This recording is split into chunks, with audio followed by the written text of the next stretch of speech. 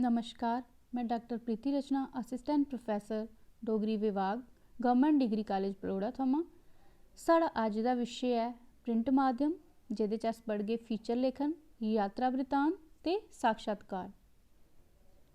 Print माध्यम एक आधुनिक जन संचार माध्यम है जिहदे च उन्हें संचार माध्यमें गी लैता जांदा है जिहड़े सिर्फ लिखिए या प्रकाशित करिए अपना संदेश पाठक तक पहुँचाते हैं। यदि भाषा अनुशासित होंदी है तो उहदे च व्याकरण सरबंधी अशुद्धियों लई कोई थार नहीं हुंदा।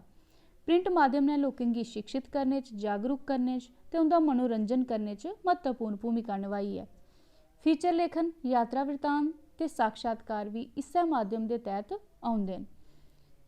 फीचर की अंग्रेजी शब्द फीचर का पर्याय आख्या जाता है। हिंदी भाषा च इसकी रूपक गलाया जाता है, पर आम भाषा च ज़्यादातर लोग जिहड़े ने उसकी फीचर का आखदे न।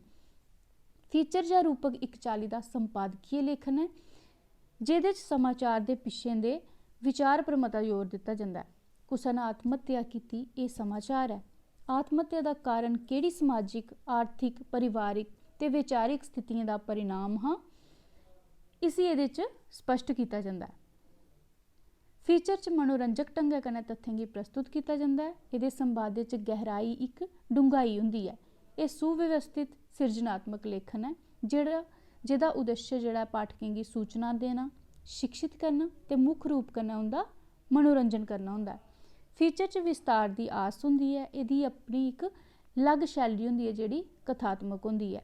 यदी भाषा बड़ी सौखी, रूपात्मक ते आकर्षक होंदी है। ये शब्दों की मती सीमा नहीं होंदी। ये 250 शब्दों थमां लेइयै 500 शब्दों तक गै होंदे न। इहदा विशे कोई भी हो सकता है जिहड़ा लोक रुचि कन्नै जुड़िया रहिंदा है।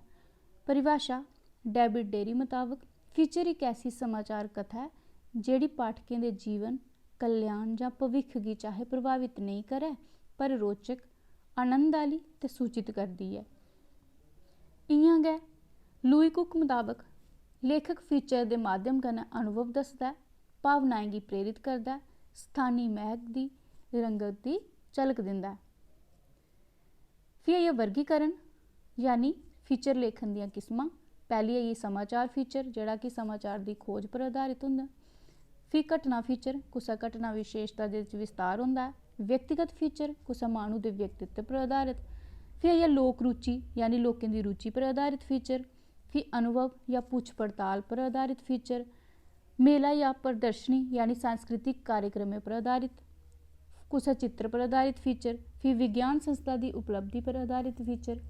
तो मुख्य रूप कन्नै फीचर की दो हिस्सों च वंडिया जा सकता है, समाचार पर आधारित फीचर ते बाकी खास विषयों पर लिखे गए फीचर। हर फीचर पर लेखक के व्यक्तित्व की डूंगी छाप रहिंदी है। यह सिरजनात्मक लेखन है। समाचार फीचर सारें शा महत्वपूर्ण होंदे न। इन्हेंगी न्यूज़ फीचर, न्यूज़ फॉलो वगैरह नाम दिता जाता है। अगे आइए यात्रा वृतांत।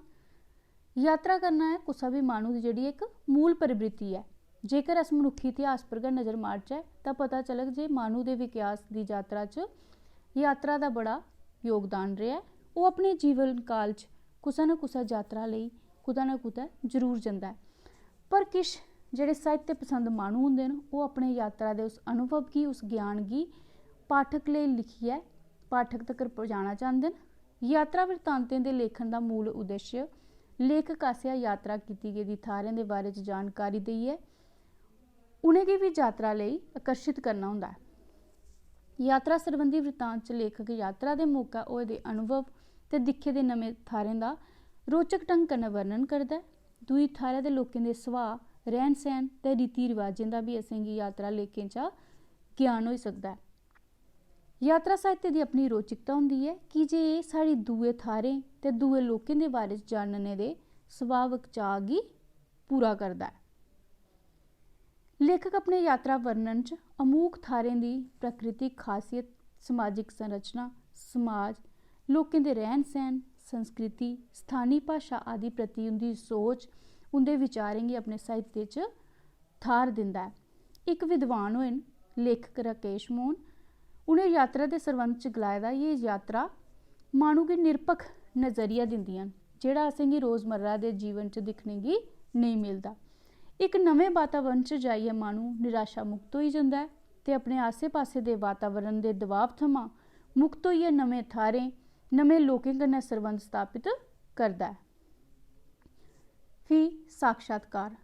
साक्षात्कार दा शाब्दिक अर्थ है दिक्खना, अनुभव करना। इस विधा च गल्लबात राहें कुसै खास माह्नू दे विचारें, भावनाएं, दृष्टिकोण ते जीवन दर्शन गी समझने दी कोशिश कीती जंदी है। साक्षात्कार गी अंग्रेजी च इंटरव्यू गलाया जंदा है।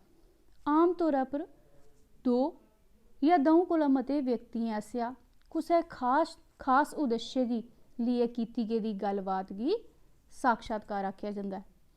साक्षात्कार इक चाल्ली दी मौखिक प्रश्नावली है जिस च अस कुसै बी व्यक्ति दे विचारें ते प्रतिक्रियाएं गी लिखने दे बजाय उसदे सामनै रखियै गल्लबात राहें प्राप्त करी सकने आं। परिभाशा। गैरी डेजलर मुताबक साक्षात्कार इक प्रक्रिया है जिसी कुसै व्यक्ति दी मौखिक प्रतिक्रिया थमां मौखिक जानकारी हासिल करने लेई डिज़ाइन कीता गेदा है। इ'यां गै थिल ते वोवे मुताबक इक साक्षात्कार दो या द'ऊं कोला मते लोकें गी शामिल करने आह्ले इक खास उद्देश्य कन्नै कीती दी योजनाबद्ध गल्लबात है। फ्ही आइयै साक्षात्कार दे तत्व। एह्दे च संवाद, पात्र दा बाहरी ते अंदरूनी व्यक्तित्व ते दृष्टिकोण यानी नज़रिया महत्वपूर्ण तत्व होंदे न ते इं'दे सारें च बी महत्वपूर्ण केह्ड़ा है संवाद। संवाद दे माध्यम कन्नै विचार, मनै दे भाव ते दृष्टिकोण गी प्रगट कीता जंदा है। साक्षात्कारकर्ता अपने प्रासंगिक प्रश्नें ते सतर्क टिप्पणी राहें साक्षात्कार गी सार्थक ते रोचक बनांदा है। साक्षात्कारदाता दा अंदरूनी ते बाहरी व्यक्तित्व संवाद गी मता बल दिंदा है। ओह्दी भूमिका, ओह्दे संस्कार, हाव भाव, शिष्टाचार आदि दा बी टीवी ते रेडियो साक्षात्कार च म्हत्तव रौंह्दा है। साक्षात्कारदाता दी जीवन दृष्टि या दृष्टिकोण ओह्दे संवादें दे माध्यम कन्नै सामनै औंदा है। साक्षात्कार च उसी दर्शाना जरूरी है। फ्ही आइयै एह्दे प्रकार। साक्षात्कार दे स्वरूप दे आधार पर त्रै भेद कीते जाई सकदे न: व्यक्तित्व आधारित, विशे आधारित ते जन सधारण पर आधारित। शैली दे आधार पर विवरणात्मक, वर्णनात्मक, विचारात्मक ते प्रभावात्मक। औपचारिक ते अनौपचारिक साक्षात्कार भी होंदे न।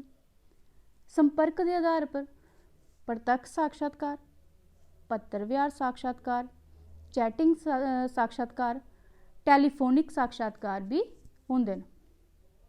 फ्ही आइयै एह्दे प्रमुख रूप। व्यक्तित्व आधारित। ऐसे खास माह्नू जिनें जीवन दे कुसै खेतर च महान उपलब्धि हासिल कीती दी होऐ उं'दे विशे च लोकें गी जानकारी देने आस्तै ऐसे साक्षात्कार आयोजित कीते जंदे न। दूआ, विशे पर आधारित। कुसै विशे विद्वान थमां उस खेतर च कीते गेदे शोध कम्में, राष्ट्र दी उपलब्धियें आदि दी जानकारी एह्दे च लैती जंदी ऐ। फ्ही आइयै दृष्टिकोण। कुसै व्यक्ति विशेष दा राष्ट्री ते अंतरराष्ट्रीय समस्याएं पर दृष्टिकोण ज़्यादातर लोग जानने लेई जेह्ड़े न उत्सुक रौंह्दे न। उस स्थिति च इस चाल्ली दा साक्षात्कार लिया जंदा है। फ्ही आइयै जन सधारण कन्नै सरबंधत साक्षात्कार। कुसै घटना, समस्या पर सधारण लोकें दी राय जानने लेई संवाददाता निक्के निक्के साक्षात्कार लैंदा है, जि'यां भ्रष्टाचार, महंगाई, कुसै फिल्म दी श्रेष्ठता जां बुराई गी लेइयै ऐसे साक्षात्कार होई सकदे न। ते एह् हा प्रिंट माध्यम। धन्यवाद।